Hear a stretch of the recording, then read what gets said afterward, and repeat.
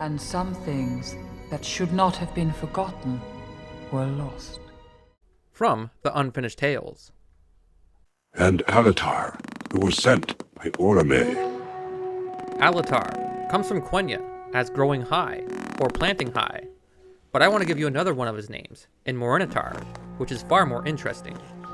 Morinehtar comes from Quenya as Darkness Slayer, and he gave his service to Orome, the gravity of the world. Morinehtar's special nature is interesting, to say the least.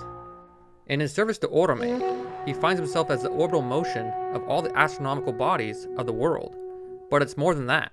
You see, just evaluating the orbital motion of the bodies, you have to understand how each thing plays its part.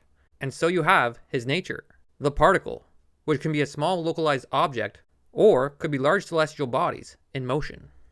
Phonetically, Morinehtar sounds like morning star, and using that as our baseline, we can make a connection to the morning star of Greek mythology, Eos Phoros, or Lucifer in Latin. So that would check a linguistic match, as what better way to say darkness layer than a dawnbringer? But studying further on Eos Phoros, you can find out that one of his alternate names in Phosphoros is an epithet of none other than Artemis Orome.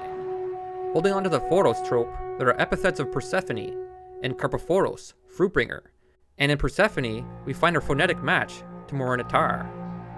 Persephone in fact means destroy slay in ancient Greek, or seed slayer in Proto-Indo-European. Then Persephone had a child in Zagreus, meaning great hunter, who was the firstborn, Dionysus. And what do Artemis and Dionysus have in common?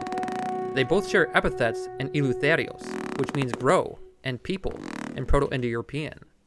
What better way to connect Eleutherios to Alatar, the growing high? History became legend. Legend became myth.